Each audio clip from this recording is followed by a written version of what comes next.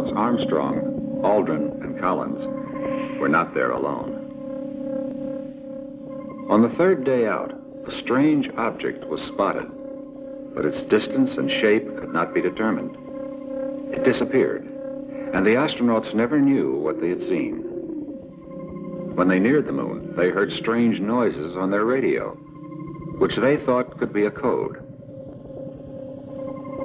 When Apollo 11 landed in a moon crater, Neil Armstrong reported to NASA Mission Control that two large mysterious objects were watching them. These two alien spacecraft landed near the lunar module. Buzz Aldrin took motion pictures of them from inside the module, and then continued photographing them from the moon's surface.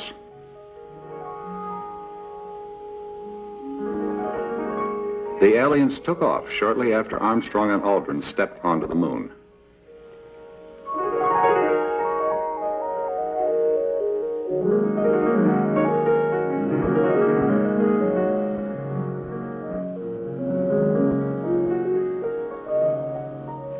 As the Aldrin pictures were never released by NASA, and there were several interruptions in transmission from Apollo 11, many conclude the suppression and censorship were part of NASA's ongoing cover-up of UFO encounters.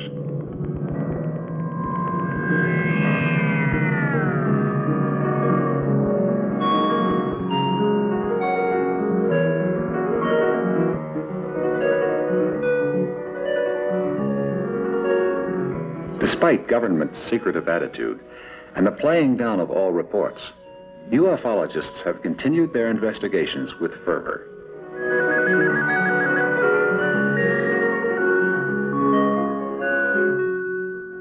As descriptions of UFOs vary greatly, for more information, we have contacted the world-renowned ufologist Trevor James Constable, who has been cataloging UFO sightings for over 30 years.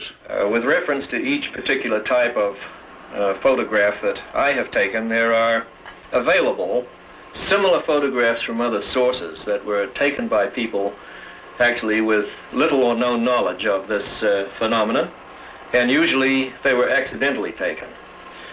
Here is the original bioform picture that I took in August of 1957.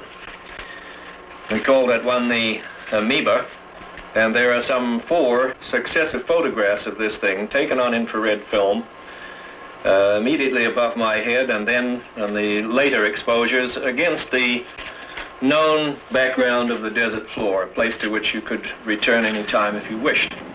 This one was taken in color by a deputy sheriff, Sheriff Stroke, near St. Cloud, Minnesota. There was a case involving President Carter's personal helicopter. A photograph was made by a civilian employee of the Defense Mapping Agency down there, and she was covering the president's departure. And there are perhaps 100 people watching the helicopter depart. And here is another one of a very similar type to the President Carter picture that was taken by Lee V. Ertley, a nationally known outdoor writer. This was taken in Utah. Again, the object was invisible when photographed. Here's one that was taken by me above the top of Mount Wilson in 1961, 4,000 feet in the air, just shortly after dawn. The object is of the same general type as the 2 that we've just seen. The objects in the Panama photograph involving President Carter's helicopter and the photograph taken by Lee Ertley, both of these would, to my evaluation, be manned objects or intelligently constructed objects, because it's obvious from the images that force fields of extreme strength are being employed in the propulsion of the disc or discoidal vehicle that appears in there. The picture tells you that this is something that is engineered rather than biological. Here's a bioform taken by Richard Toronto in Vallejo, California, taking a number of photographs of these amoebic-type space critters. Here is a photograph of the late George Van Tassel, very well known in UFO research. When this photograph was taken, was addressing a throng of some 2,000 people. The object above his head was not seen by anybody present. High-speed infrared film did make it apparent. These objects are appearing not only in Panama or over the Utah desert or in California, they're everywhere. For example, recently here in January of 1979, there was a tremendous controversy erupted over some sightings in New Zealand, in the New Zealand area. The clippings are here, and they involve pronouncements about these incidents by purported experts. In fact, the newspapers refer to them as experts. Well, there are no experts in this field. There are only people whose level of ignorance varies.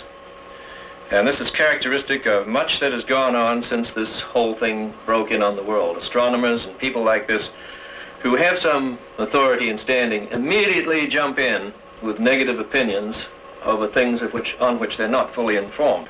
All these things involve, to some degree, the activities of governments. And of course, the role of our own government in maintaining secrecy on these things is itself a subject of considerable controversy. San Diego, California UFO researcher Timothy Shanks verifies extensive investigations by many governments, even though most will not acknowledge the existence of UFOs. Work in Europe, they are taking it a lot more seriously than here.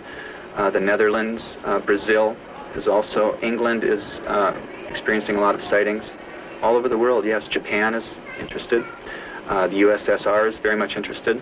Venezuela, Argentina, Mexico, Brazil, Norway, Sweden, the Philippines, Chile, France, and Grenada.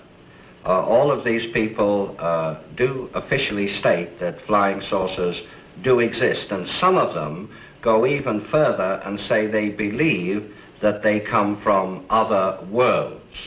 A country that does not believe in the existence of UFOs is a country of deep sleepers.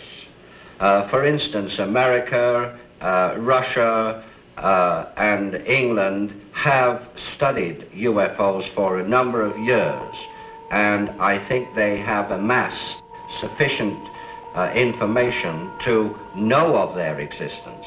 But you see, they will not officially admit that they know of the existence of unidentified flying objects. Dr. George King, president of the Aetherius Society, and international authority on UFO investigations. Trevor Constable jumps into the ongoing governmental controversy. There is, however, no doubt, if one is to believe a distinguished Canadian scientist, that there is, in our country, a super-secret group, a super-secret scientific group through which all this critical UFO information is channeled. The late Wilbert Smith, who was a scientist with the Canadian government and headed the Canadian government's Project Magnet back in the 1950s, in an attempt to penetrate the propulsion secrets of the UFOs, stated in a tape-recorded interview made before his death that certain samples had been forwarded to him in Canada from Washington for analysis. And after he made the analysis in Canada, he was required to return the fragments to this super-secret agency in Washington. And he specifically stated that the agency was higher than the CIA. So the government is in it up to its neck, despite any press and propaganda releases that the Air Force or anybody else makes to the contrary. They're in it. Dr. Frank E. Stranges, director of the National Investigations Committee on Unidentified Flying Objects, takes a shot at government and its cover-up. I would say in my 32 or 33 years of UFO investigation, I have found definite evidence of a conspiracy. When we speak of the word conspiracy, it's a group of individuals who gather together with a prime purpose of either doing good or evil to a subject or another. As far as UFO conspiracy is concerned, yes, there are forces at work to squelch all valid UFO material. The United Nations has gone on record as saying that they would favor open hearings, open investigation, but the first nation to object was the United States, and this is rather comical. However, the United States Air Force still contends that UFOs do not pose any threat against the security of the United States, nor does it represent any more advanced technology other than we can meet. Man's vanity leads him to believe that he is the only intelligence in the universe, but there has to be something else out there. Too many hard facts lead to the conclusion that we are not alone, and some of us are being contacted by other intelligent forces. Dr. King tells of his personal encounter. It was an amazing happening. It's something which really did affect me very, very greatly. I became aware of a presence standing beside me. I did see Jesus physically. He was tall. He wore a robe which had a strange iridescent quality about it. It kind of shone in the light. Not like a phosphorescent article does, but in a rather unexplainable way to me. The whole figure made so much light that I could plainly see his face and his features. Beneath the robe, which was divided in the front, I could see that he had a purple belt, and in this purple belt there were some jewels. They seemed to glow from within. In his hand he had a small wand-like instrument. Beneath the robe he had on a jumpsuit type of thing. He had long brown hair and, surprisingly enough, blue eyes. He was tanned a golden brown color, as though he had been subjected to infrared bombardment, had been in the sunlight an awful lot. He leveled this wand at me, then I lost all consciousness. When the Master Jesus departed, he moved over to the side of me, and it was then that I regained consciousness. I saw a vehicle somewhat similar to this one here, this model here, a flying saucer, a scout patrol vessel, and it came down and hovered a few feet above the earth. I'm not sure how many feet, because I kind of saw the bottom of it, and I saw the three little domes on the bottom, and I saw a bright green ray, very, very bright green ray, come from the bottom of the saucer like this, and Jesus stepped to one side into the ray and he disappeared. I believe he was taken up into the craft in that way, because I saw this craft move through the heavens and join two more craft which had been hovering there during the whole experience. Mr. Robert Schofler recalls his mysterious encounter. I was sitting in a car, and suddenly the car was filled with a brilliant blue light. There was no sound. I looked up to the sky, and there was a beam of light coming down towards me. Then it went out, and there was nothing there. Another encounter is related by Mr. Armin in an interview in Los Angeles, California. And then I jumped up and stood in front of the tent, and a blue one flashed across the side of the mountain. Another one came over the top and lit up about 3 acres. And I turned to him, I says, "Joe, did you see that?" And he had his head covered up. And I went to shake him. And he says, "I'm asleep, leave me alone, leave me alone." And just then our campsite lit up as bright as day, and we blanked out. This photo was taken in Nanking by a Chinese soldier. An oil company employee was taking pictures from a drilling rig in Indonesia when he saw an object in the sky accelerating toward him. With one shot left, he took this photo just before it veered off. Photographic evidence of unidentified flying objects has come from all over the world. In June 1966, about 30 miles north of Albuquerque, New Mexico, this manned spacecraft was captured on film by leading UFO photographer Paul Villa. 3 years earlier, Villa shot this UFO as it passed over his head just above the trees, close enough for him to feel its heat. The saucer flipped on its edge, its lower half rotating. Then it traveled sideways while moving up and down. The ship hovered for some time. Mr. Villa estimated its size to be between 160 and 170 feet in diameter. This sighting covered a 5-minute time span.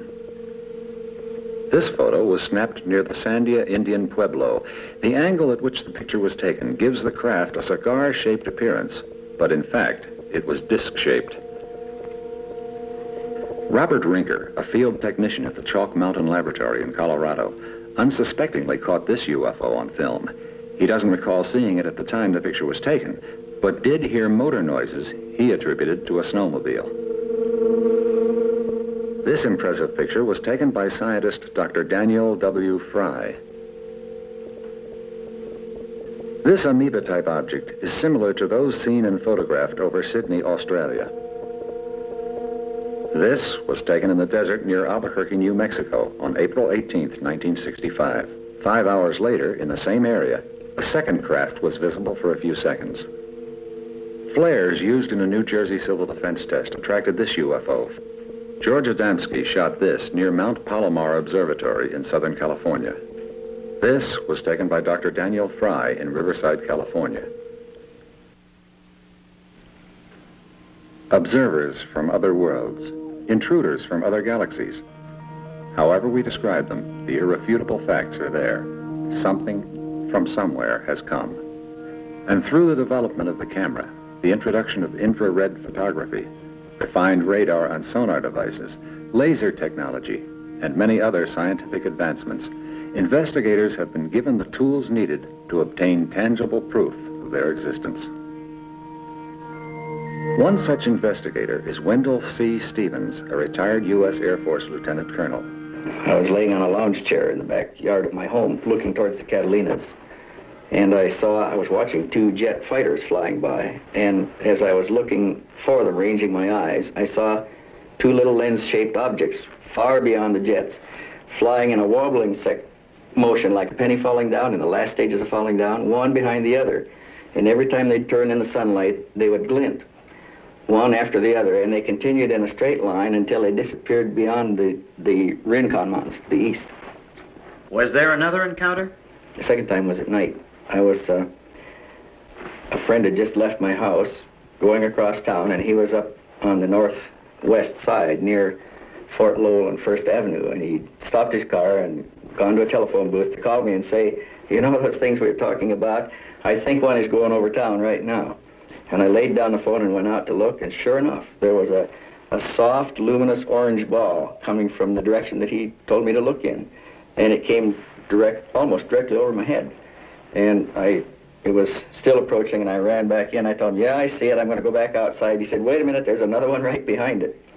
So I watched that, and then I watched another, and after the third one, I went back in. I said, yeah, there's quite a few. There's still more coming, and 8 of them passed over, one behind the other, about 30 degrees of arc apart. This is one of the earliest known photographs of a UFO. It was discovered in old harbor records in Oslo, Norway, and is dated July 27th, 1907. Fatima, Portugal, 1917. 12,000 people saw this huge UFO, which was photographed by a local newsman. This photo has been published countless times. It was taken in Washington, D.C. on July 29, 1952, of a large cluster of UFOs surrounding the Capitol building dome.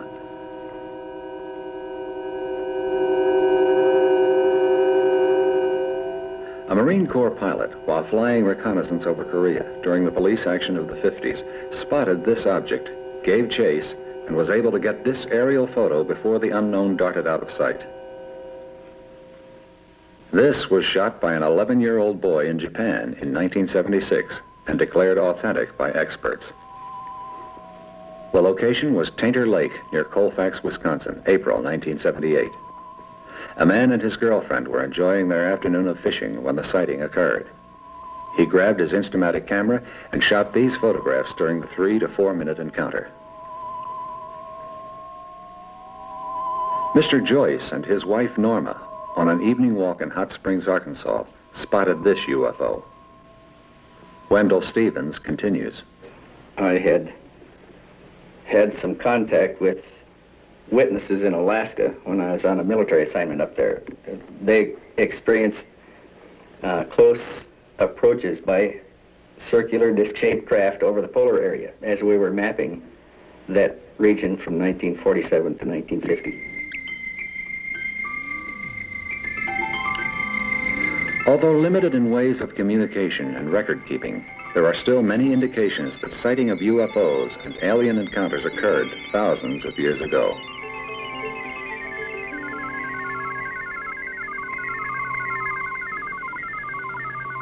Over 15 centuries ago, these drawings were made in the Magda Caves high in the Alps, recording an encounter with a spacecraft.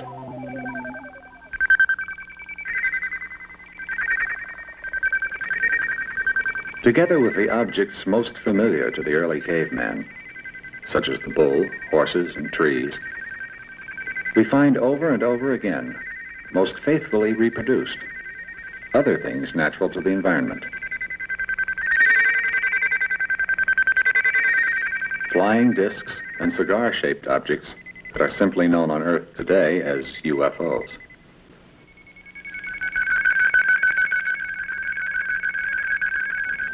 When cataloged by archaeologists, amazing similarities were found between the shapes in the ancient drawings and the pictures being taken by UFO photographers today.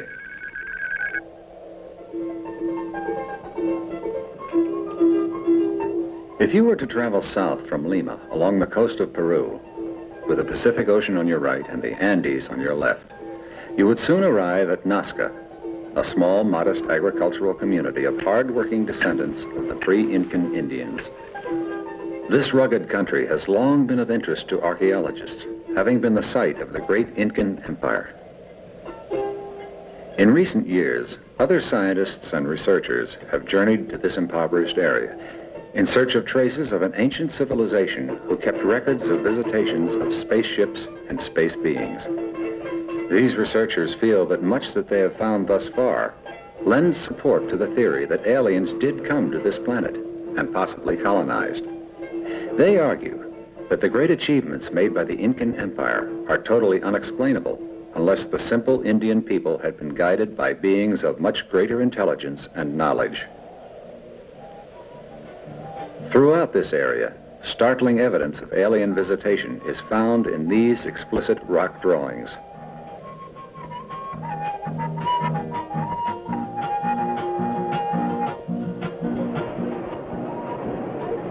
Modern Swiss writer Erich von Däniken, in Chariots of the Gods, advances the notion that some 30 to 50,000 years ago, visitors from another star system not only landed on Earth, but interbred with the ancient Indians living in the area, leading to the interesting possibility that the present-day Nazcans are the descendants of those alien visitors of the past.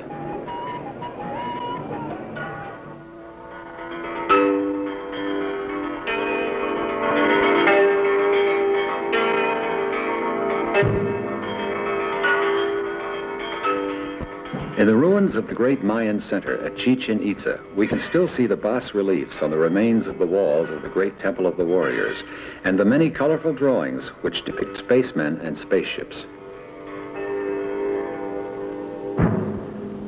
The same type of carvings and drawings are found in the ruins at Uxmal.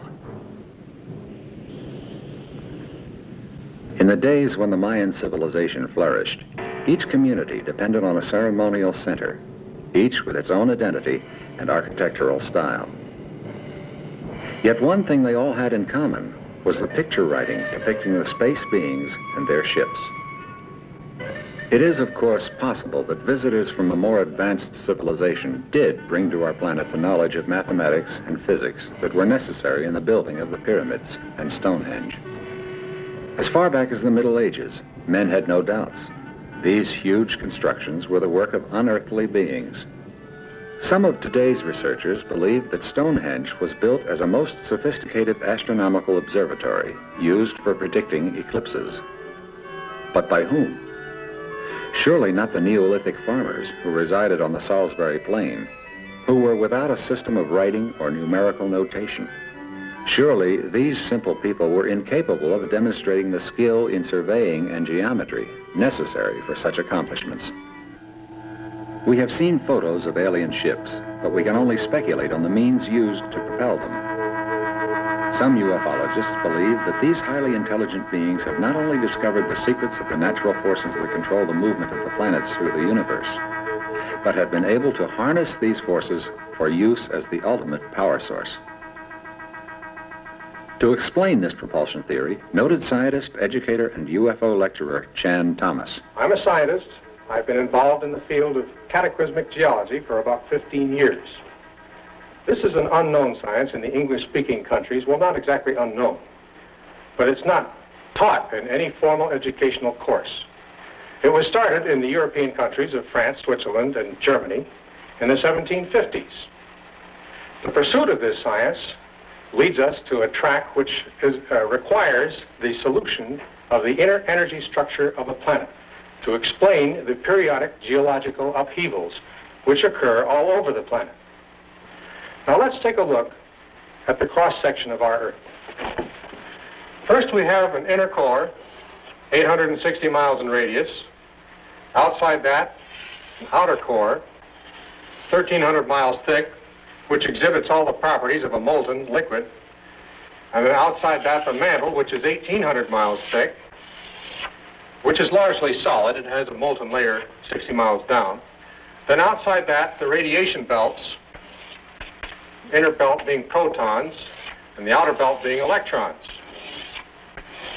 Now, it is these radiation belts which draw free energy from space into the planet. And this energy courses through the planet, concentrating in the area of the outer core, and it's this very concentration that makes the outer core molten. And then it leaves the Earth out the South Pole. And it is the coursing of this energy which makes the Earth rotate west to east once a day. And it is this very energy structure which makes every rotating planet rotate west to east as the energy goes through it. Now, something we've learned from this is that the inner energy structure of every rotating planet is the same, no matter what its size. And it tells us that gravity on the surface of those planets, no matter what the size of the planet, is the same. And I mean gravity in terms of pull per unit area. If you were to go to Saturn or Jupiter, as large as they are, you'd weigh almost the same on the surface as you do right here. This means that life, as we know it, is much more plausible than we were led to believe up to now on any planet, as long as it's rotating, no matter what the size of that planet. This is intriguing, isn't it?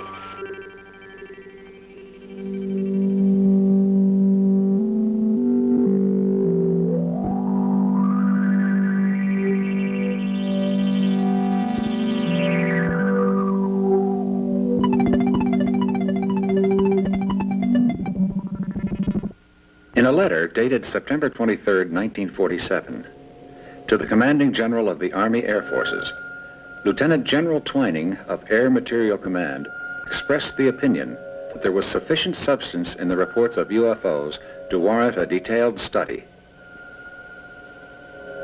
On December 30th, 1947, Project Sign, later known as Project Blue Book, was born.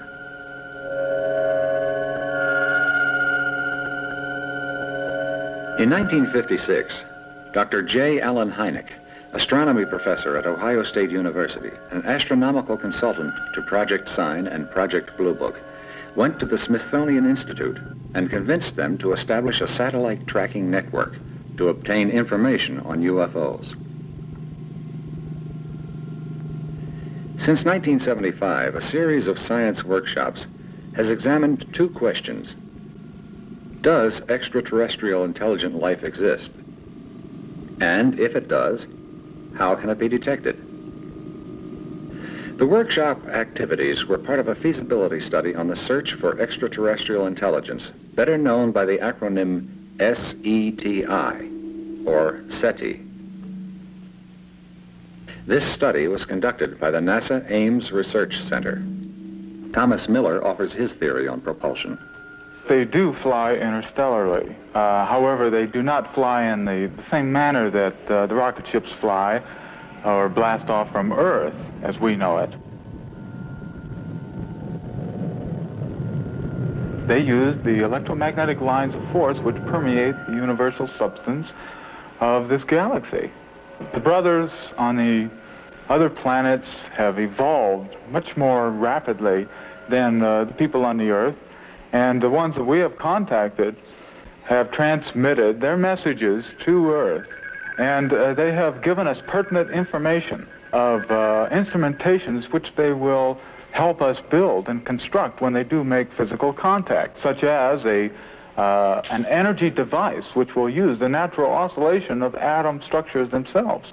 We will be taught how to arrange the vibrancy of the atoms to extract natural energy emanations from the very atom substances and siphon them off into power stations.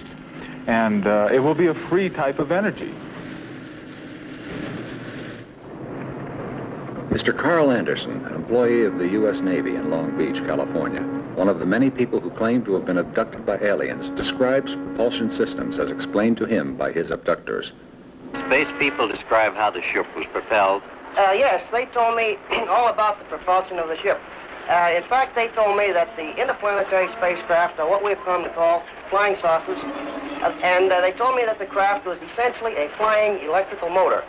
The field coil turning in one direction, the rotor or the armature going in the opposite direction, propelled by a power in the center, such as a battery, of a type which we're not familiar with. They told me that when these two counter-rotating sources revolve to a speed relative to the Earth as it turns in its axis, in relation to its mass, that it becomes weightless due to the fact that the electromagnetic lines of force thrown off by the craft repel the magnetic lines of force that the Earth create, and thus propel it away from the Earth's surface. Now, by reverse polarity, this can be made to attract and thus pull back toward the planet again. By neutralizing this effect between the attraction and the repelling force, this is how they are known to hover in one spot. Dr. King is in closer agreement with Mr. Thomas. We have the large mother craft. These can be tremendous size. They have a capability of, shall we say, tuning into natural magnetic forces which do flow very freely through this galaxy and transferring that into kinetic energy. The usual type of scout patrol vessel, like that in this little model here, which, by the way, is made exactly to scale. This is a model of a scout patrol vessel, which is about 32.5 feet in diameter. Now, this vessel here has three propulsion units. One I won't mention at this time, it's too complex. The other, again, it's capable of tuning into the natural flow of forces throughout the universe. But the third one is very interesting. As these vehicles operate for the most part quite near to a planetary mass, such as Earth or another planet, they're able to reverse the flow of gravity. The space people know, by the way, that gravity has two poles, rather like a magnet. A magnet has a north and a south pole. Gravity has a positive and negative pole. And they're able to reverse the flow of this gravity so that a planetary mass can repel the vehicle or attract it. This is often the reason why some scout patrol vessels fly in a rather, shall we say,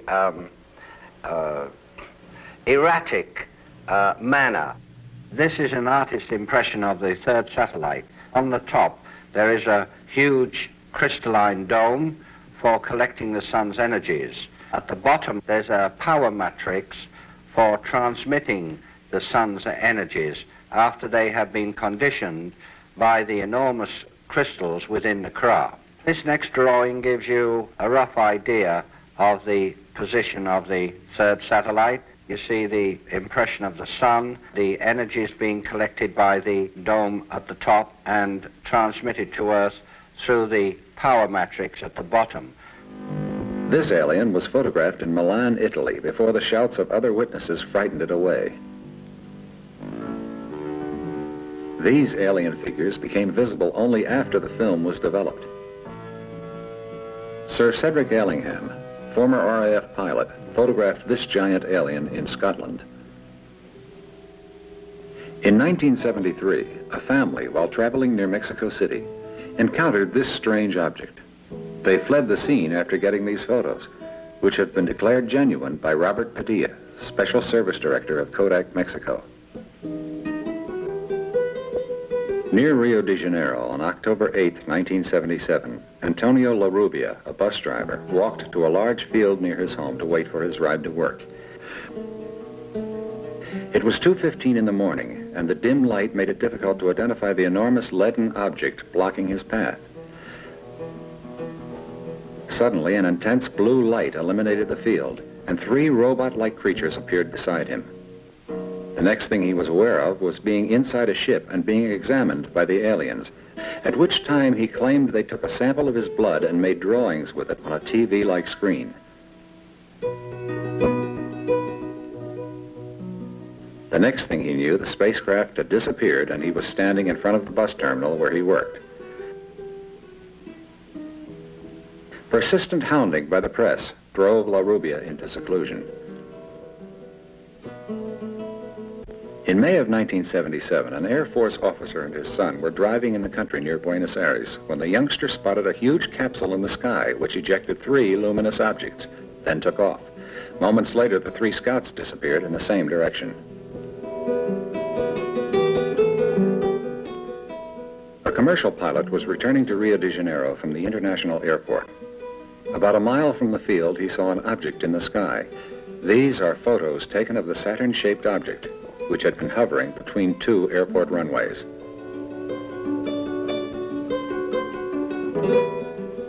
A young architect in Maldonado, Uruguay, was driving home when bright light flashed in the sky and he saw this silvery object. Fortunately for his reputation in the community, a lady in a nearby farmhouse verified the sighting. Others relate their experiences with alien beings. Robert Short tells of his strange encounter. My first encounter was in October 1958 with what I claim to be an extraterrestrial being that I've since found out comes from the planet we call Saturn in our solar system. It was, to me at the time, a very frightening experience. The being said to me, "We have come down to make an adjustment in the power of our craft. We will see you at a future time." Mr. Robert Schofler. I found myself going to Orcas Island in Washington, Key West in Florida, Palenque and Chichen Itza on the Yucatan, Teotihuacan at Mexico City. And each of these places, I met beings. They would come up to me and know who I was, not by name, but why I was there, and they had similar purposes. Doctors King and Stranges disagree. All the people in this solar system are friendly disposed towards Earth, and they are very, very advanced people. But there are other people in other parts of, well, not only this galaxy, but galaxies beyond this, that have not been friendly. In fact, the solar system has been attacked by outside forces in the last few years. And in order to repel these forces, there was something which we might call a galactic war. UFOs have had this Earth under surveillance for many thousands of years, and if they were going to attack or cause the human race any problems, they would have done so a long time ago. But there have been a few cases where some cattle and some people have even suffered because of so-called negative saucers. Someone said if these are intelligent beings from outer space, they couldn't be too intelligent if they're visiting the planet Earth. But on the other hand, I believe that we have been a source of, shall we say, potential threat, because as one scientist put it, we can take and set the atmosphere on fire with hydrogen devices, and this could cause the planet Earth to be completely destroyed by fire, and in so doing, it could disturb the other planets in our solar system. Mr. Thomas Miller. They will be landing very soon. As soon as the Earthman receives the Space Brothers in an open and receptive way where they would lay down their hatreds, because the Space Brothers bring a whole new way of life which will restructure society as a whole. We will start to tear down the various prejudices which we have had against life on other planets and life in other worlds. Chan Thomas discusses solar energy. Let's take a look at what would happen were we to build a model of this. You know, this is a pretty good space vehicle. Oh, yes, it's limited, to be sure. It only orbits and rotates. But it's been doing a pretty good job for almost 5 billion years of just orbiting and just rotating. Well, let's build a model which we can control more than nature controls a planet. And let's build an inner core which, instead of being solid, is hollow. And let's build an outer core around it, which we'll call the shell of this model. And let's leave off the mantle, because planets, when they're born, don't have any mantles. Our mantle has grown on it since it was born. And let's have this vehicle with its own radiation belts, inner belt of protons and the outer belt of electrons.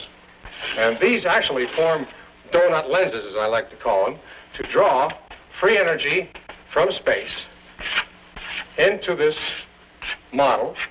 And it courses around the inner core.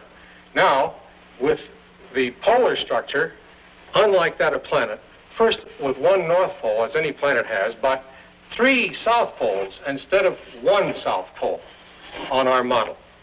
And somehow in this, I won't go into the technical details here, but somehow within this vehicle, this model, let's retain the ability of taking this energy as it courses around the model and distributing it to any 1, 2, or 3 of the south poles, so that the energy leaving is not like a planet just out the south pole. We can make it go out in any direction we want to, horizontally if we want to, or vertically by summing the outputs of the 3 poles.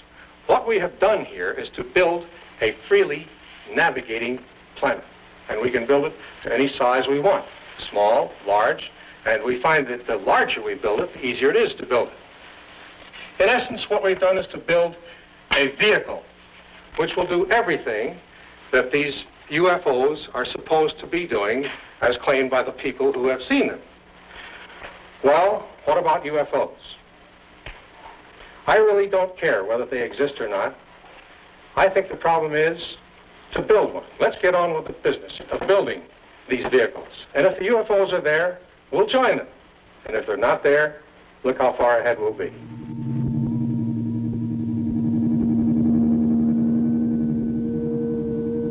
Over the past few decades, there has been increasing debate about the existence of intelligent life in space. More recently, there has been a growing interest in the ways of detecting intelligent extraterrestrial life forms. In a letter dated September 23, 1947, to the Commanding General of the Army Air Forces, Lieutenant General Twining of Air Material Command expressed the opinion that there was sufficient substance in the reports of UFOs to warrant a detailed study.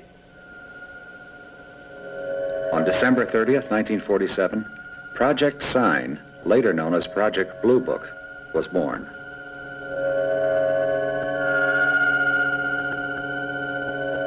In 1956, Dr. J. Allen Hynek, astronomy professor at Ohio State University, an astronomical consultant to Project Sign and Project Blue Book, went to the Smithsonian Institute and convinced them to establish a satellite tracking network to obtain information on UFOs.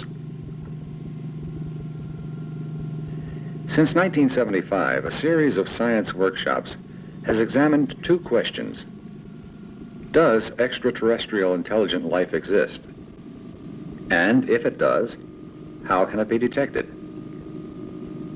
The workshop activities were part of a feasibility study on the search for extraterrestrial intelligence, better known by the acronym SETI, or SETI.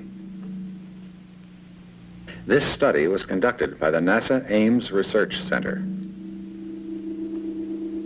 Project Blue Book, begun as Project Sign in 1947, assigned its staff to carry out 3 main functions. First, try to find an explanation for all reported sightings of UFOs. Second, determine if UFOs pose any threat to the security of the United States. Third, determine if UFOs could contribute any advanced technical or scientific knowledge. Blue Book officers were stationed at every Air Force base in the nation. The project produced what the Air Force considered a satisfactory explanation for most of the nearly 13,000 sightings reported through 1969. Of the unexplained UFO incidents, the official statement is, the description of the object or its motion cannot be correlated with any known object or phenomenon. On the basis of Blue Book reports, the Air Force drew the following conclusions. First, no UFO has ever given any indication of threat to the national security. Second, there is no evidence that UFOs represent technology beyond present-day scientific knowledge. Third, there is no evidence that any UFOs are extraterrestrial vehicles. Many skeptics charged that the Air Force was not telling all that it knew, and the transfer of the responsibility of UFO research from the Air Force to the University of Colorado in 1969 did little to end the suspicions and outright accusations of cover-up and censorship.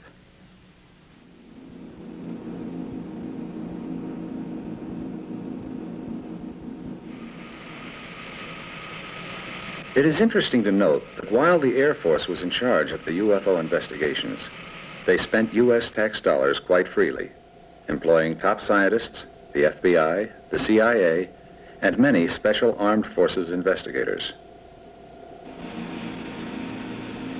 For nearly 30 years, the Air Force kept its files classified.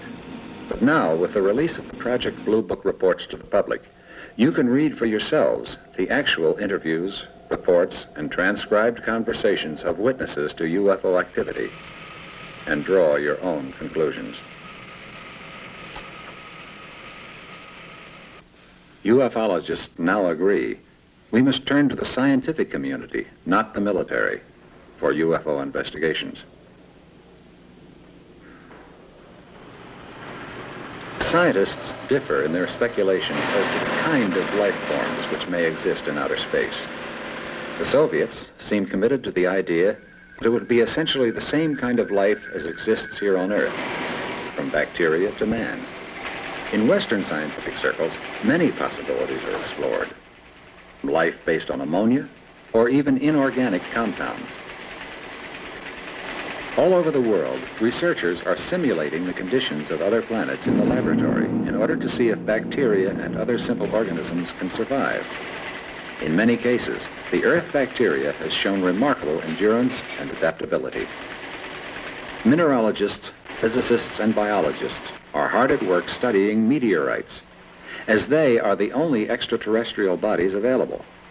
The proof of the existence of organic substances in meteorites would support the existence of life outside the Earth.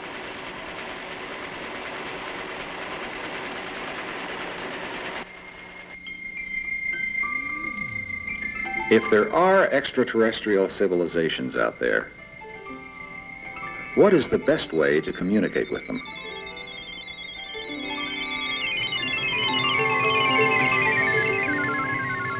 With our present technology, we can only hope the radio signals we are beaming into the galaxy will be heard and answered.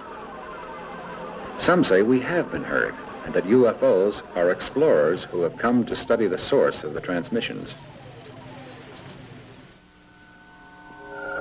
During the last solar eclipse of the 20th century, Dr. Halldór Hallsson, a local dentist, took several photos from his vantage point on the beach in Iceland. He did not know until his film was processed that he had photographed this UFO. A few miles down the beach, Mr. K.G. Jensen of Germany was there to record the historic eclipse. Jensen did, however, notice the UFO and deliberately photographed it. Several other people reported seeing the UFO that day.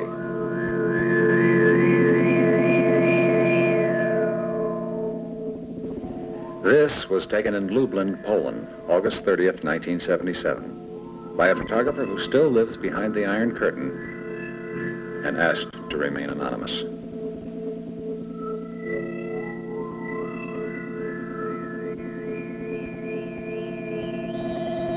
Patricia Monin tells her story. It was January 1977. As we came to the station where my father is a customs officer, when we came upon this thing which sat motionless in the sky.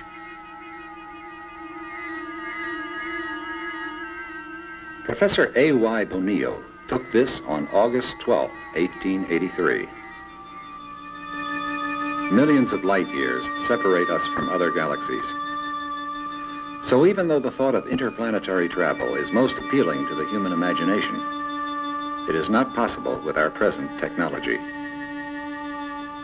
However, there could be civilizations in the universe that are far more advanced than we are, that have developed not only the means for communication, but also the means of interplanetary transportation. Mr. Woody Atkins deliberately set out to photograph UFOs reported in the vicinity of Lawrence, South Carolina on January 31st, 1978. He had 2 cameras, both equipped with ultraviolet filters. The 2 rolls of film were sent to different labs for processing. The original slides from roll 1 were lost, but fortunately the originals were returned on the second roll, and they were computer enhanced. These are the results of that procedure. Notice the amoeba-like appearance of the object after being examined by the computer. This particular form of UFO has been the subject of great study by Trevor James Constable, pioneer UFO investigator.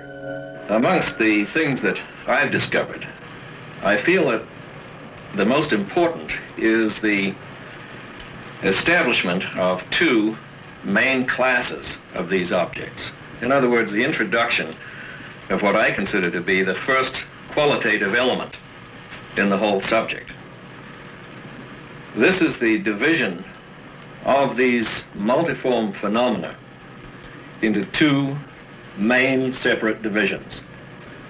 On the left, the most commonly accepted and commonly recognized bracket of phenomena, those objects that appear to be structured ships capable of interplanetary space flight or flight even beyond that. In other words, high-performance craft. And on the right, in the other main bracket, are living organisms that are native to our atmosphere and which represent a whole new branch of biology and indeed a complete biological revolution. And I'm the individual who first extensively photographed this level of life, although it has been sporadically photographed through the years, accidentally photographed by many people.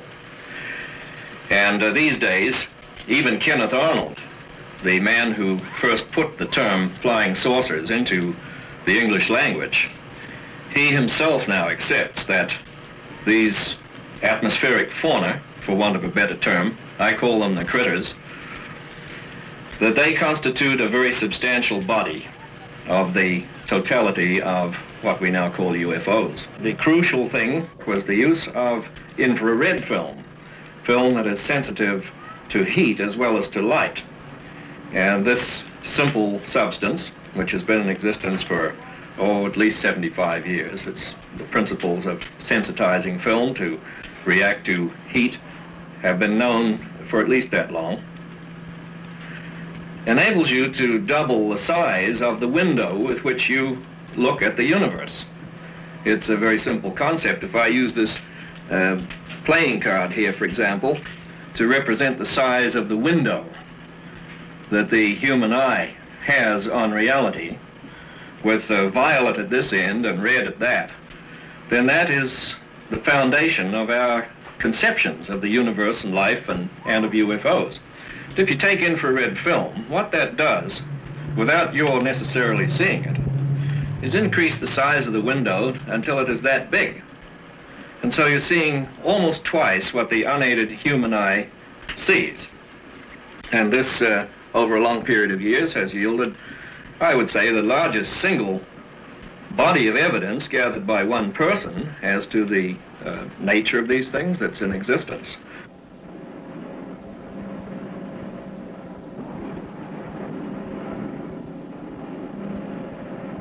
The critters, as I call them, the living organisms of whatever kind in the atmosphere that are unseen. And they are self-contained mind-body units just like we are. A human being, when all said and done, is an integrated mind-body unit. And these organisms are of the same order as that, although much lower on the evolutionary scale than we are. On the other side, you have what are obviously manned constructs. They are devices of some type that are propelled by manipulations of energy that we do not yet technically understand, and to which we are just beginning to gain fringe access. But the two aspects of UFOs, the critters on the one hand and the craft on the other, each of which have to be given equal value in an objective investigation, these two things are mutually confused because the energy form involved is the same. The energy that propels the critters is used technically by the ships. That's the way I conceive of it as being put together. One of the most interesting aspects of the UFO syndrome is the recurrence of reports of abductions of Earthlings by aliens from outer space. One of the oldest organizations involved in an investigation of abductions is the Aerial Phenomena Research Organization, headquartered in Tucson, Arizona. We interviewed its co-founder, Mr. Jim Lorenzen. Scientific consultant staff and investigators around the world.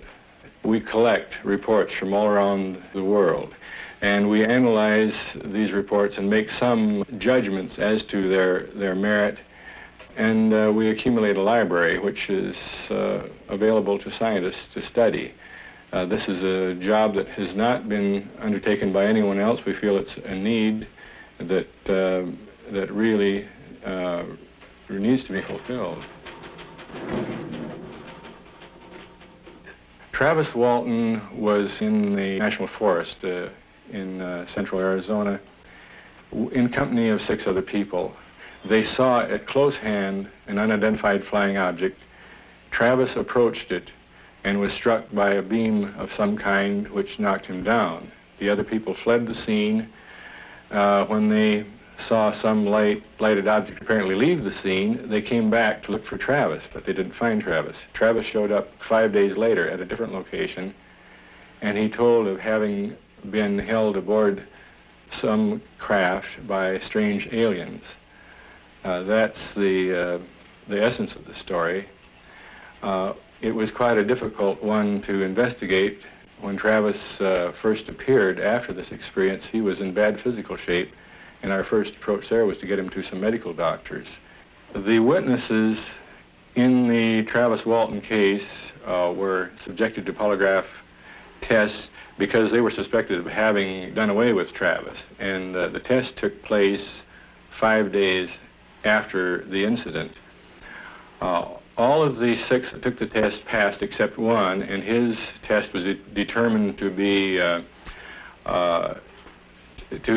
just no test because he couldn't calm down even in answering his own name. He was upset about the idea that he might have done something to Travis.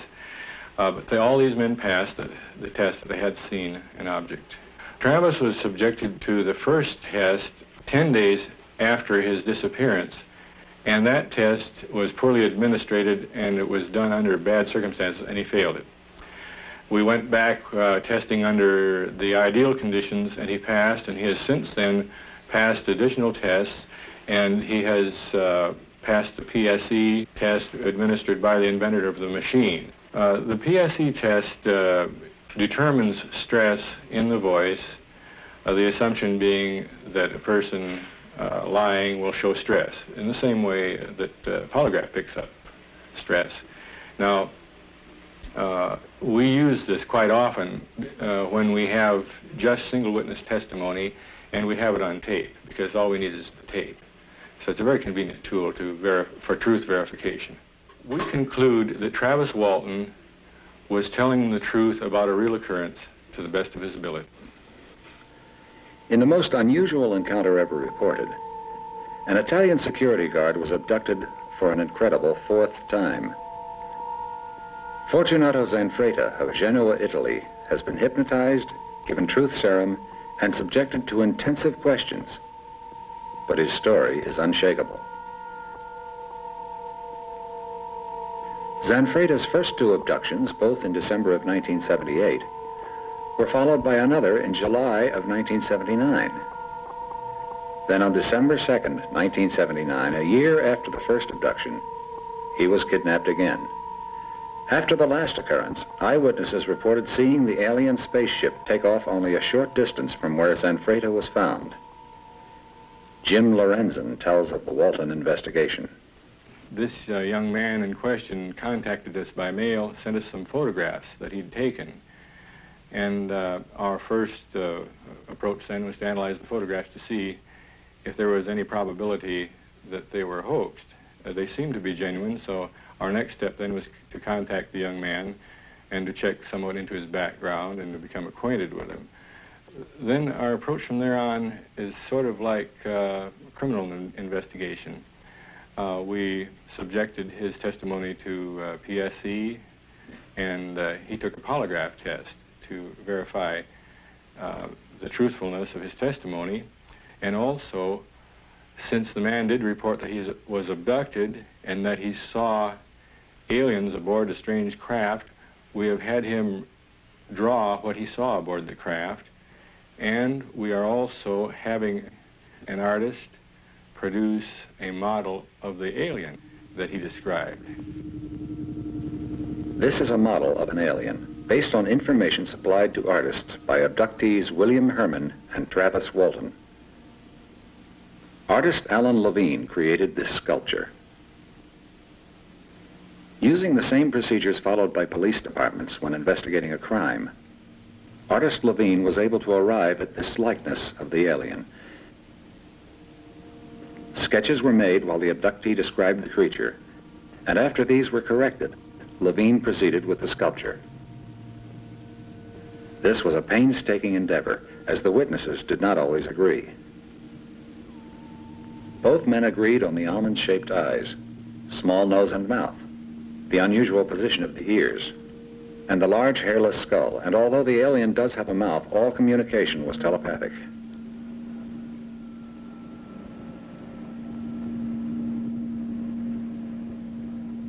We try not to coach the witnesses in any manner by facial expression, because we find, for instance, that quite often the subject of some kind of an encounter is looking to us for answers and is trying to please us. So we have to avoid that part in order to get an objective report.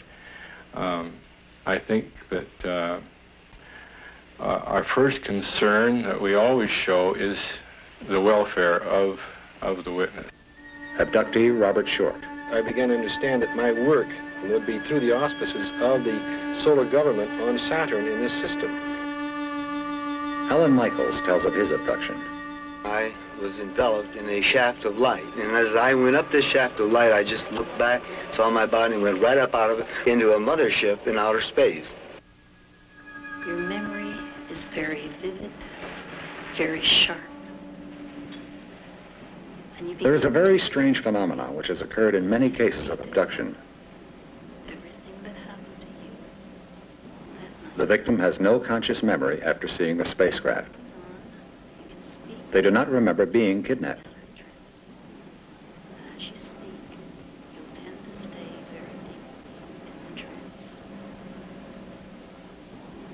Vicki Davis didn't remember being abducted until she was regressed under hypnosis by a qualified medical doctor. Her only clue to her abduction was a recurring nightmare. Because she does not wish the publicity or notoriety, the doctor treating Vicki has asked to remain anonymous. This actual hypnosis session has been edited due to time limitations. From this point on, you can speak without coming out of the trance. As you speak, you'll tend to stay very deeply in the trance. Your memory is very vivid, very sharp. and you begin to re-experience in vivid detail everything that happened to you on that night. And from this point on, you can speak without coming out of the trance. As you speak, you'll tend to stay very deeply in the trance. So just begin telling us what you're experiencing, what you're seeing. Driving into the rest area, and we're getting out of the car and going to the bathroom.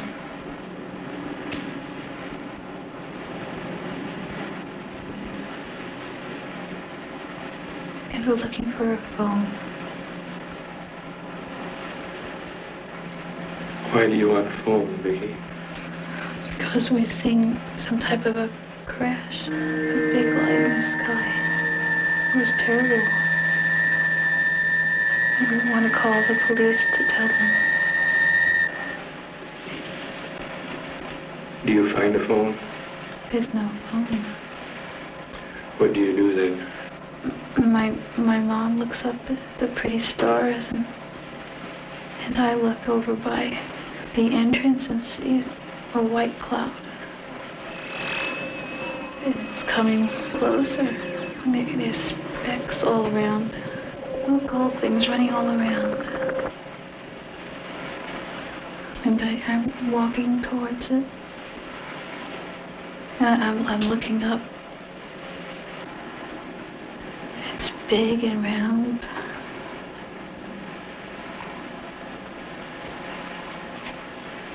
Can you see into it?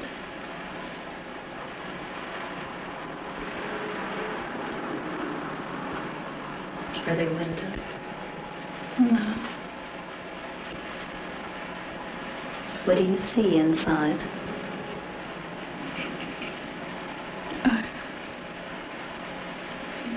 I'm on a table now. Like a table, but it's not a table. How is it like a table? It's long, and it's off the ground. Do you know how you got there?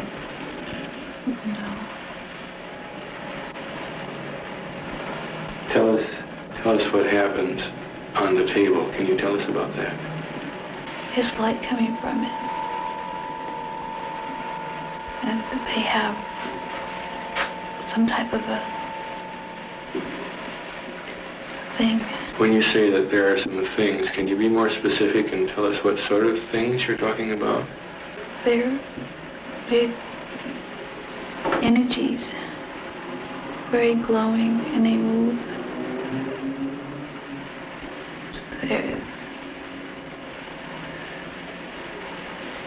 Do they have a shape that you can describe? They sort of have like a head and like arms, but they don't really have feet. And they're glowing, changing.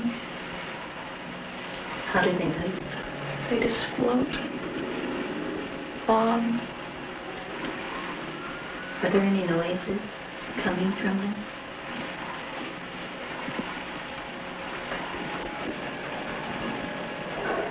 Do they have eyes, faces? They have some black spots, 2 black spots. How many are there? 3, 4. And what are they doing to you on the table? They're looking me over with some type of a thing. It's a machine type of a thing. It has light. Our cameras were allowed to be present when Brian Scott went into a self-induced hypnotic trance. During the trance, his eyes rolled back in his head, and he spoke in a voice which claimed to be Voltar, an alien from another planet. Testing proved the voice was not that of Brian Scott. Gunner, go. 020-020. We understand that the probe wishes to impart information at this time. We're willing to receive this information now.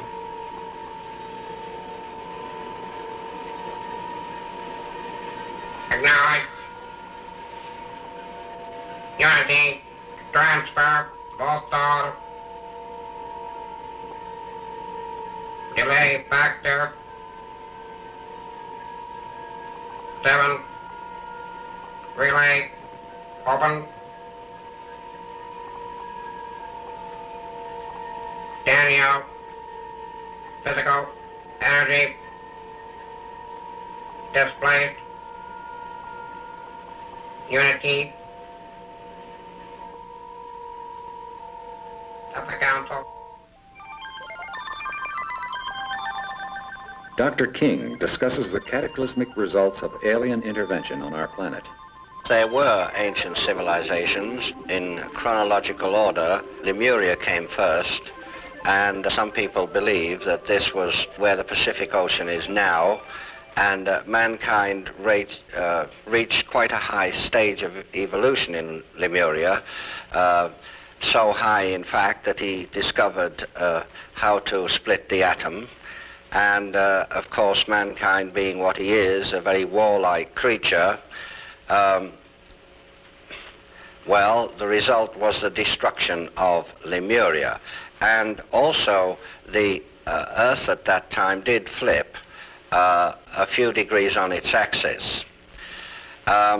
Later on, we had another civilization built up again from the atomic ruins of the last, and that was Atlantis. Now, it's interesting thing about Atlantis is this, that at one time science can prove that the whole of Europe was covered with deep snow and ice, and some catastrophe happened very quickly which altered the course of the Gulf Stream so that it flowed nearer to the coast of Europe and up through and actually near the tip of the north of Scotland.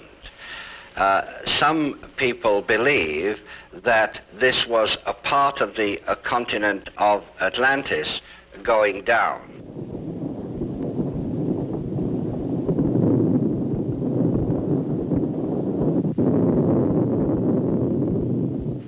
Two of the most ancient books on Earth are now translated from the Sanskrit into English, and they do talk about Vimanas, which were flying machines, and they do talk about two atomic weapons that were used. One, the Brahma weapon, and the other called Indra's dart. There was an atomic war, and the result of this atomic war was the destruction of Atlantis. Again, it's very interesting to note that people are now making quite some discoveries in this regard. For instance, they found a huge road about 100 foot beneath sea level.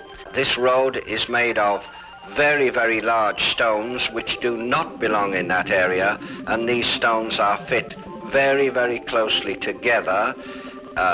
The stones, they estimate, weigh hundreds of tons each, and it's possible that the Atlanteans had powers which we do not have today.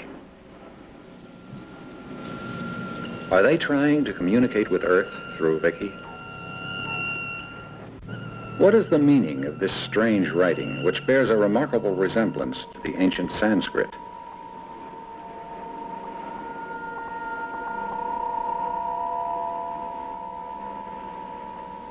What is the meaning of Prayana? Could it be the planet or solar system where Vicky's abductors came from? Doctor, is Vicky's case valid or unusual? Yes. I believe that she had a very valid experience, and this is corroborated by the regression of her mother to the same event. And while her mother was not abducted, her mother did describe a period of time lapse. Why do you, as a highly regarded medical doctor, investigate these abductee cases? Because I've had a personal UFO experience. I have seen UFOs in my own experience, and that's why I am interested in it. Was that a frightening or traumatic experience for you? No, simply a sighting. I see.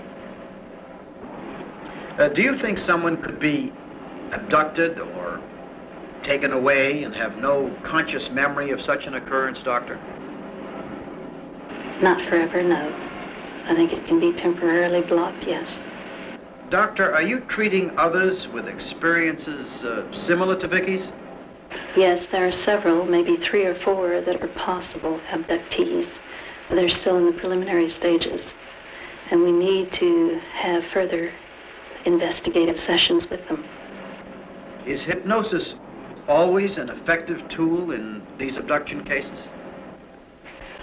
That varies with the individual. Everybody differs in their ability to go into hypnosis, and also they vary in their ability to go into a depth of hypnosis. It requires a fairly deep trance for regression. Could you tell us a little more about regression, Doctor, and how it works? Regression is simply taking the person back in time, in memory, to an event that had significance to him. Police departments now use hypnosis to try to learn the truth in criminal cases. Are you aware of this? And if so, what is your opinion? Yes, I think they're using it more and more, although I question the validity of such investigations because... Dixie Yetarian has asked her opinion of the possibility of extraterrestrials visiting our planet. I wouldn't want to discount the possibility, but I have to tell you that I'm a skeptic as far as most of the claims that are made. I feel that we probably are, well, that we would have to have tremendous egos if we were to feel that we're the only life forms throughout all of the universes. But I honestly don't feel that there are very many people who have had any contact with them. Tell me, Dixie, how do you explain the fact that even under testing, the abductees' stories remain unchanged? You know, in my classes, I teach my students to go into a meditation in which they have an experience in which they go up onto a mountain and then they materialize for themselves an old man who has all knowledge, and they can ask all kinds of questions to this person. The person is actually an aspect of their own personality. And if they were to have had such an experience in a meditative state without being told first that this was an aspect of their own personality, they might think that this was an extraterrestrial being or something. It's very possible that these people are in contact with some aspect of their own personality and are just self-deluded. I honestly don't believe most of the experiences, although I have to say that most of the people I've talked with who claim such experiences are very sincere. They really believe. To those who have had these experiences, they are very real. One such person is retired Air Force Colonel James McNamara, former press advisor and public information officer to General Van Fleet with the 8th Army in Korea. He is presently involved with city government in Los Angeles, California. Colonel McNamara. During my twofold career as a radio news reporter and a military man of some 23 years of service, I've encountered a number of incidences in the field of UFOs or unidentified flying objects to honestly believe that they are here, that they are real. For example, in 1954, I'm convinced that I had a sighting of a triangular formation of flying saucers over the coast of Santa Monica. At that time, I had reason to look to the skies. I was on a street intersection in Los Angeles, some 6 or 7 miles east of the city boundary of Santa Monica, and I was surveying the skies because I had been doing radio broadcasts for some time and had been capping them with weather forecasts. Unfortunately, The weatherman had been erroneous for the past 2 or 3 days, so I was looking to the skies to see if tonight he was perhaps right in predicting April showers. Now, my gaze was captured by 3 luminous discs over the coast of Santa Monica, arranged in triangular fashion. I watched these discs for approximately a minute, and then suddenly, with intervals of 2 or 3 seconds between the disappearance of each disc, they disappeared, one followed by another, and they all went in a path of a northwesterly direction, leaving no trail whatsoever behind them. What was incredible was the fact that they seemed to vanish as if the sky was nothing more than a sponge. That's how fast they seemed to disappear. Several months later, I had the opportunity of covering a story for a magazine, Pageant Magazine, a story, the locale of which was in San Fernando Valley. This had to do with a UFO sighting and a subsequent dropping of some very fine material, mysterious material, if you will, which I like to call angel's hair because it resembled the angel's hair which we decorate our Christmas trees. Now, the story itself was not too impressive to me. It was an impressive story, but the real impressive thing to me was the fact that the United States Air Force dispatched a major to interview me as the author of the story and the people to whom I talked to get the story, which demonstrated to me that the United States Air Force regards the UFO and any phenomena attached to UFO certainly as within the realm of possibility and probability, certainly not on the borderline of science fiction. Mr. Michael Barton, California author and lecturer, does not doubt his experiences. The people who were with him at the time of the sightings believe it, too. I have seen UFO on a number of occasions. One time at Harmony Grove, California, when we were at a convention, a saucer did appear, and a number of people saw the flying saucer directly over the lecture hall. This was in 1960. Recently, as recently as July 15th, 1965, I was with a party of 6 people, and we did observe 3 UFO demonstrating their maneuvers over Lake Elsinore, California, for 3.5 hours. We observed them through binoculars.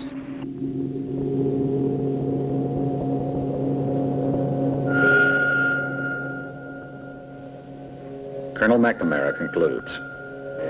I have talked during my career as a reporter with many, many people who have had sightings of UFOs and who have given me the complete impression that they too, as I feel, believe that UFOs are real and that there are visitors here in our Earth from outer space. Alan Michaels makes a startling claim. There are some 2 million people in telepathic bodies on this planet now, making ready to receive Earth people to bring them into the kingdom of God. Dr. King claims there are at least 3 people from another planet living on Earth today. Ruth Norman, known as Space Ruthie, while preparing for the arrival of more extraterrestrials, speaks from her California base. Greetings, Earth people. I am your Space Fleet Coordinator. I'm the forerunner for the space people who will be landing before long now on your Earth planet. I am the messenger and a forerunner and ambassador from many of the spiritual worlds and the physical planes and the astral dimensions who have come to this your Earth planet to introduce you people to a higher way of life. Dixie, if aliens were to contact someone here on Earth, who do you think it would be?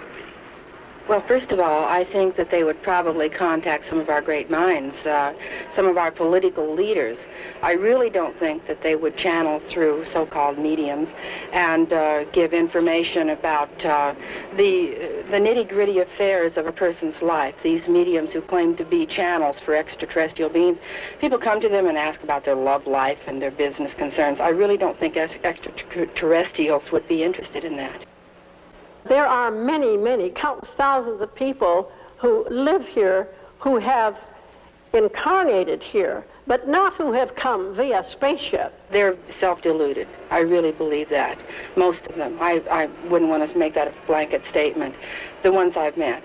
I think it's really dangerous what they're doing. Mainly, as I wrote in my book, I've seen too many cases of people getting involved with these people and watching a trance mediumship sort of experience and then going home and thinking, gee, I could do that. And they go into a trance experience and maybe contact some aspect of their own personality that they've sublimated, some fear or anger, and then bringing that forth and not being able to deal with it, and they end up on a psychiatrist's couch or at their priest's. Not all sightings can be dismissed as unreliable. An object standing still in the sky over England was photographed by an airline pilot taking home movies while on holiday. It hovered for quite a long time, and he knew it was definitely not an airplane. He continued filming it as it streaked across the sky, leaving a visible trail.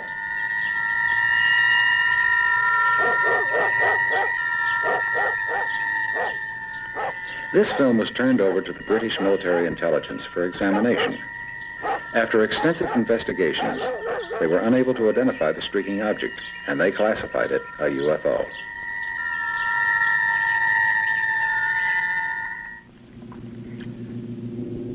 This rotating craft was hovering over the trees in Merlin, Oregon, when photographed on 16mm motion picture film by Dr. Daniel W. Fry. The same rotating ship was also photographed 700 miles away in Joshua Tree, California. Dr. George King. Almost always when people have a close proximity sighting, that is a UFO very near to the road, for instance, if they're driving along in their car, the car engine will stop and the headlights will go out, etc. This is common. It's happened all over the world. From his patrol car, Val Johnson saw a bright light in the sky. He recalls only the sound of shattering glass. Then, he was 854 feet from where he started. The engine was dead, the clock and his watch were stopped, and his face and eyes were burned.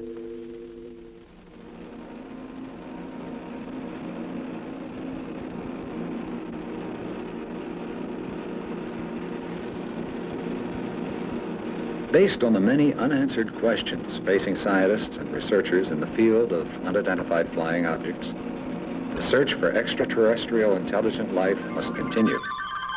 We must, as recommended by SETI, establish a listening network with greater capacity, perhaps by the use of space probes or other satellites. If we do not find intelligent life elsewhere, we will have learned how precious our human culture is and stress our responsibilities to the preservation of our planet.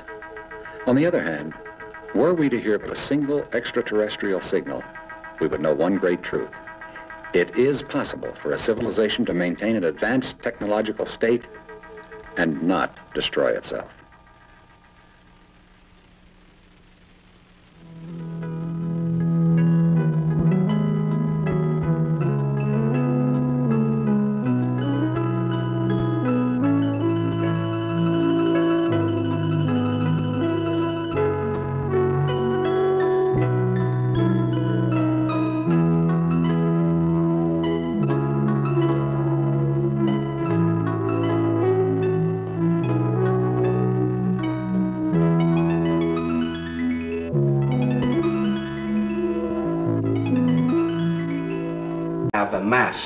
Sufficient information to know of their existence, but you see, they will not officially admit that they know of the existence of unidentified flying objects.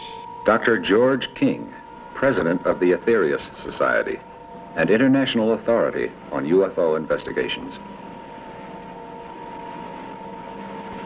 Trevor Constable jumps into the ongoing governmental controversy. There is, however, no doubt, if one is to believe a distinguished Canadian scientist, that there is, in our country, a super-secret group, a super-secret scientific group through which all this critical UFO information is channeled. The late Wilbert Smith, who was a scientist with the Canadian government and headed the Canadian government's Project Magnet back in the 1950s, in an attempt to penetrate the propulsion secrets of the UFOs, stated in a tape-recorded interview made before his death that certain samples had been forwarded to him in Canada from Washington for analysis. And after he made the analysis in Canada, he was required to return the fragments to this super-secret agency in Washington. And he specifically stated that the agency was higher than the CIA. So the government is in it up to its neck, despite any press and propaganda releases that the Air Force or anybody else makes to the contrary. They're in it. Dr. Frank E. Stranges, director of the National Investigations Committee on Unidentified Flying Objects, takes a shot at government and its cover-up. I would say in my 32 or 33 years of UFO investigation, I have found definite evidence of a conspiracy. When we speak of the word conspiracy, it's a group of individuals who gather together with the prime purpose of either doing good or evil to a subject or another. As far as UFO conspiracy is concerned, yes, there are forces at work to squelch all valid UFO material. The United Nations has gone on record as saying that they would favor open hearings, open investigation, but the first nation to object was the United States, and this is rather comical. However, the United States Air Force still contends that UFOs do not pose any threat against the security of the United States, nor does it represent any... Throng of some 2,000 people. The object above his head was not seen by anybody present. High-speed infrared film did make it apparent. These objects are appearing not only in Panama or over the Utah desert or in California, they're everywhere. For example, recently here in January of 1979, there was a tremendous controversy erupted over some sightings in New Zealand, in the New Zealand area. The clippings are here, and they involve pronouncements about these incidents by purported experts. In fact, the newspapers refer to them as experts. Well, there are no experts in this field. There are only people whose level of ignorance varies. And this is characteristic of much that has gone on since this whole thing broke in on the world. Astronomers and people like this who have some authority and standing immediately jump in with negative opinions over things on which they're not fully informed. All these things involve, to some degree, the activities of governments. And of course, the role of our own government in maintaining secrecy on these things is itself a subject of considerable controversy. San Diego, California UFO researcher Timothy Shanks verifies extensive investigations by many governments, even though most will not acknowledge the existence of UFOs. Work in Europe, they are taking it a lot more seriously than here. The Netherlands, Brazil is also, England is experiencing a lot of sightings. All over the world, yes, Japan is interested. The USSR is very much interested. Venezuela, Argentina, Mexico, Brazil, Norway, Sweden, the Philippines, Chile, France, and Grenada. All of these people do officially state that flying saucers do exist, and some of them go even further and say they believe that they come from other worlds. A country that does not believe in the existence of UFOs is a country of deep sleepers. For instance, America, Russia, and England have studied UFOs for a number of years, and I think they have. Here is the original bioform picture that I took in August of 1957. We call that one the amoeba, and there are some 4 successive photographs of this thing taken on infrared film immediately above my head, and then on the later exposures against the known background of the desert floor, a place to which you could return any time if you wished. So this one was taken in color by a deputy sheriff, Sheriff Stroke, near St. Cloud, Minnesota. There was a case involving President Carter's personal helicopter. A photograph was made by a civilian employee of the Defense Mapping Agency down there, and she was covering the president's departure. And there are perhaps 100 people watching the helicopter depart. And here is another one of a very similar type to the President Carter picture that was taken by Lee V. Ertley, a nationally known outdoor writer. This was taken in Utah. Again, the object was invisible when photographed. Here's one that was taken by me above the top of Mount Wilson in 1961, 4,000 feet in the air, just shortly after dawn. The object is of the same general type as the two that we've just seen. The objects in the Panama photograph involving President Carter's helicopter and the photograph taken by Lee Ertley, both of these would, to my evaluation, be manned objects or intelligently constructed objects, because it's obvious from the images that force fields of extreme strength are being employed in the propulsion of the disc or discoidal vehicle that appears in there. The picture tells you that this is something that is engineered rather than biological. Here's a bioform taken by Richard Toronto in Vallejo, California, taking a number of photographs of these amoebic-type space critters. Here's a photograph of the late George Van Tassel, very well known in UFO research. When this photograph was taken, was addressing more advanced technology other than we can meet. Man's vanity leads him to believe that he is the only intelligence in the universe, but there has to be something else out there. Too many hard facts lead to the conclusion that we are not alone, and some of us are being contacted by other intelligent forces. Dr. King tells of his personal encounter. It was an amazing happening. It's something which really did affect me very, very greatly. I became aware of a presence standing beside me. I did see Jesus physically. He was tall. He wore a robe which had a strange iridescent quality about it. It kind of shone in the light, not like a phosphorescent article does, but in a rather unexplainable way to me. The whole figure made so much light that I could plainly see his face and his features. Beneath the robe, which was divided in the front, I could see that he had a purple belt, and in this purple belt there were some jewels. They seemed to glow from within. In his hand he had a small wand-like instrument. Beneath the robe he had on a jumpsuit type of thing. He had long brown hair and, surprisingly enough, blue eyes. He was tanned a golden brown color, as though he had been subjected to infrared bombardment, had been in the sunlight an awful lot. He leveled this wand at me, then I lost all consciousness.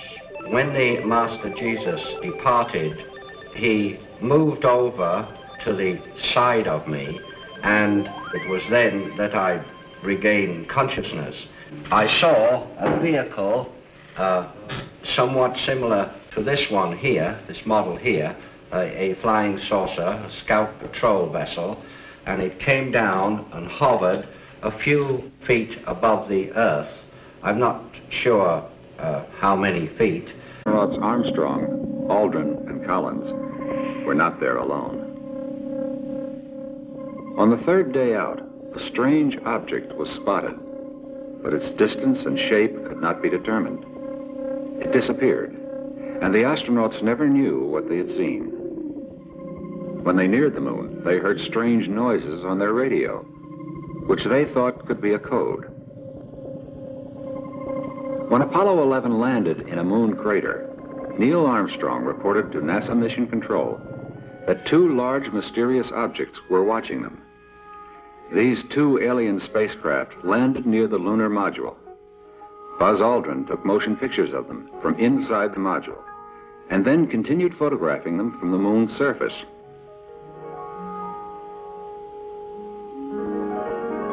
The aliens took off shortly after Armstrong and Aldrin stepped onto the moon.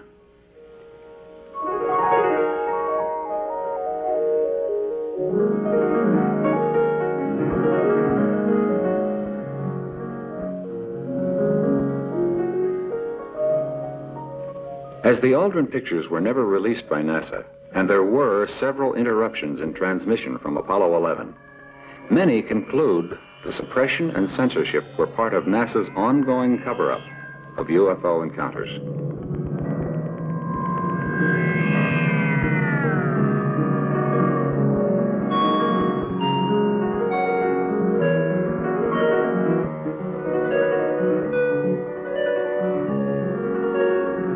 Despite government's secretive attitude and the playing down of all reports, ufologists have continued their investigations with fervor.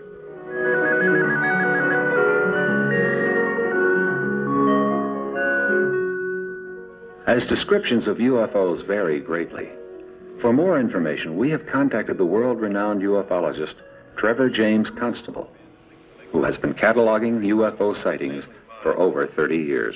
With reference to each particular type of photograph that I have taken, there are available similar photographs from other sources that were taken by people actually with little or no knowledge of this phenomenon, and usually they were accidentally taken.